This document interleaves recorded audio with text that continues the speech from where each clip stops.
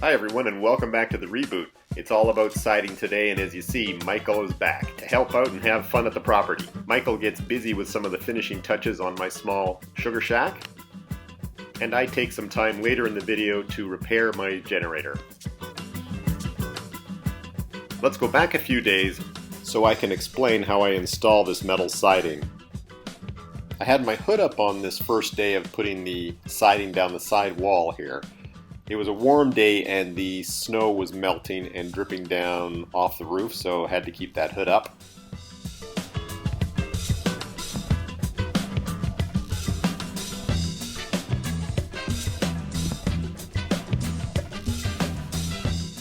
No matter which corner you start at on a given wall, it's important to get this first sheet as square as possible.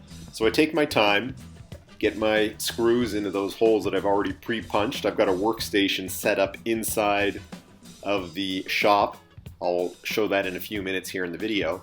And once you get that first sheet in place, it's pretty easy, even working by yourself, to motor along and start to get these sheets in place and looking pretty good.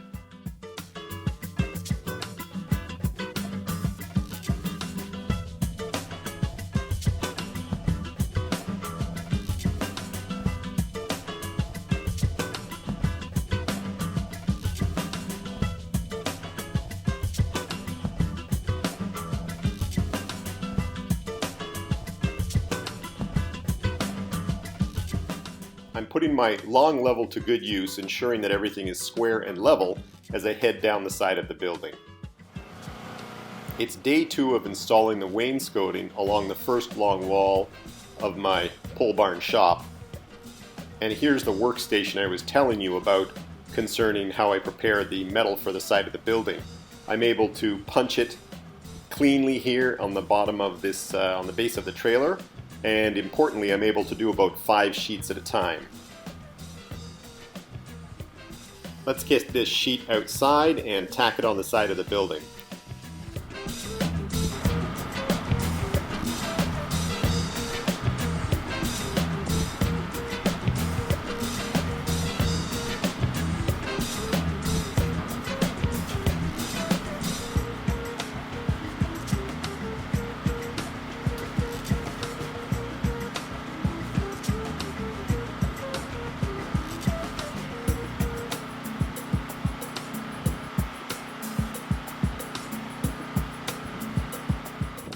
Always keep in mind this is the first time I'm doing this, that is hanging sheet metal on the side of a building in this type of a construction project. So I'm taking my time, I'm really fiddling here, perhaps I'm taking far too much time, but I want to make sure I'm getting this done correctly and that I don't have to come back and undo any major work that I've done because I've done something incorrectly. So that's why I'm fiddling and taking so much time.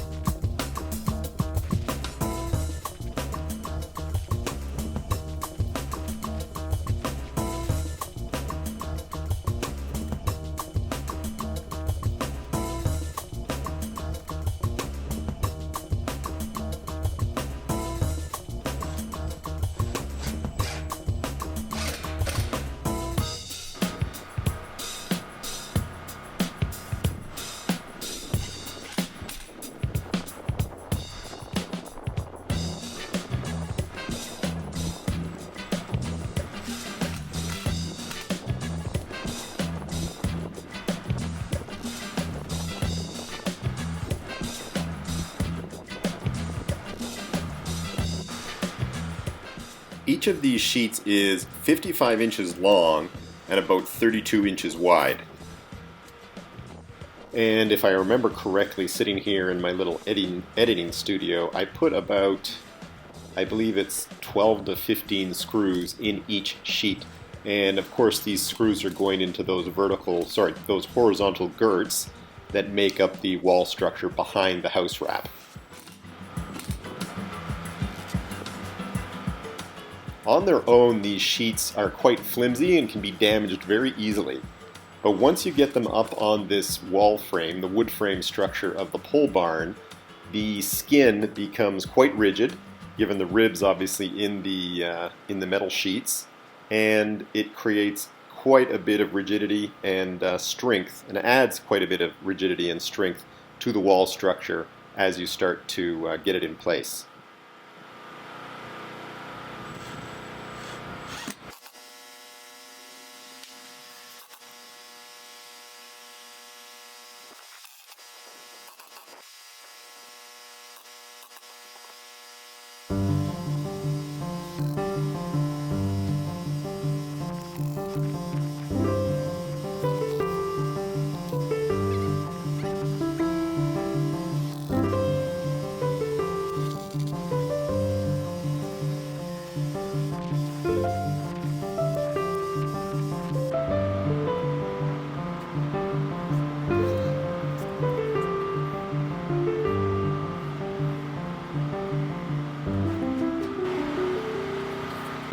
I got my screws.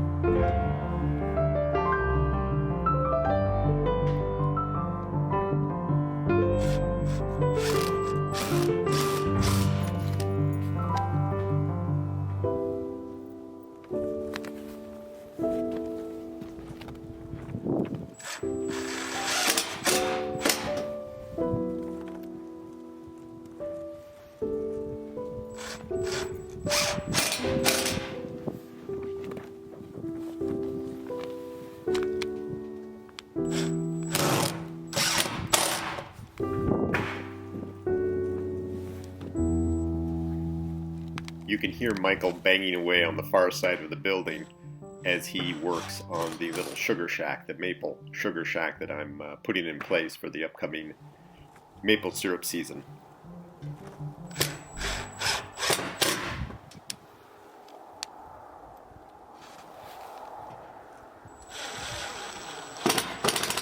As I continue putting up the siding as I go down the wall here, I'm just trying to get into a really good groove, and that groove is punching 4 to 5 sheets at a time, getting the sheets outside, lining up the sheet, and then of course securing it to the wall with the screws. And what you can't see here is that there is a horizontal pencil mark that I've put in where the sheets, or the top line, or the top side, or the uppermost edge of the sheet lines up, so that helps as I put the sheets in place and then screw them into place.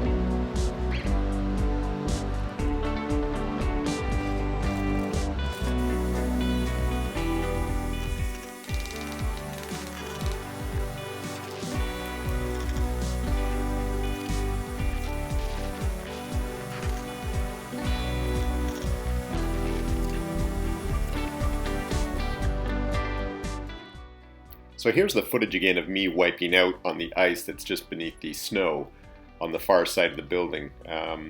What I was doing was working most of the day on the siding, and we set Michael up earlier to continue work on the maple sugar shack, a little building that I've got where I'm going to set up a burner on which I can sit the boiling pan. And the idea here is that the enclosed building will obviously offer the boiling process a little bit more protection and create some better efficiency in terms of not being so exposed to the wind and other elements as I begin to boil that sap into syrup in the upcoming maple syrup season.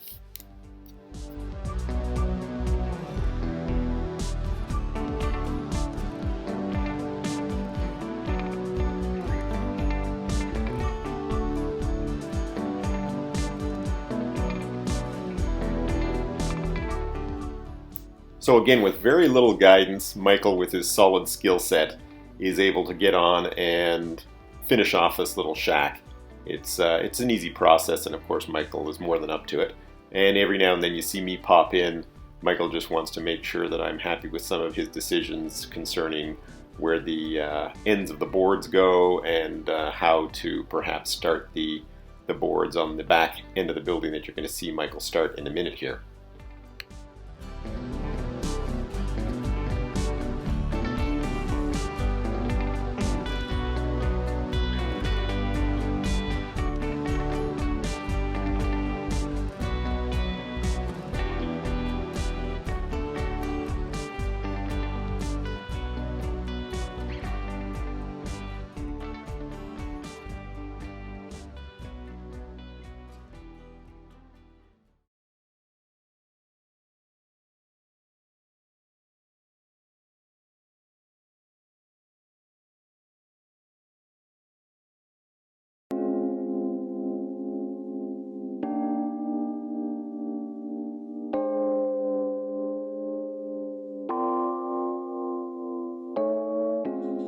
Once Michael completed the work on the little sugar shack, he came over to see what was going on with my work on the siding. I was getting along okay, but when you have two people working on a siding project, as I'm about to learn, it really moves along. It was the first time that I'd had some help putting in the siding, and after, again, very little instruction and guidance from me to Michael, he was able to pick right up where I was working and move it along very quickly. He would, for example, screw sheets or hold sheets in place. I would then tack them in, or vice versa, or he'd continue on with putting screws in while I, for example, or he would go inside to either prep sheets to bring them out or actually do the punching. And so this really moved things along. It more than doubled the speed with which these sheets were going up. So that was welcome relief for me. I obviously could have continued this work on my own, but with Michael, I think there are about, another 5 to 6 remaining sheets to go on this side of the wall, and he and I probably put those up in 30 minutes, as opposed to me taking several hours over a couple days to put the first 3/4 of the wall in terms of those panels in place.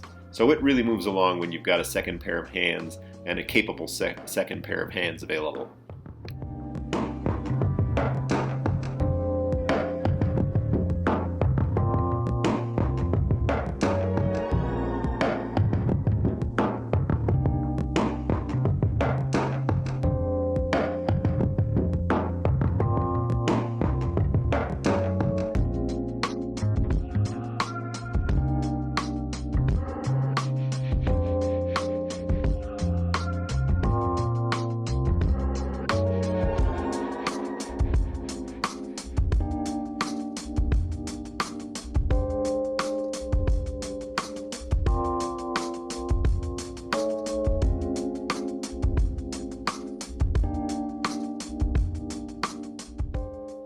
And here's the last thing I want to show you guys, the last activity for this video.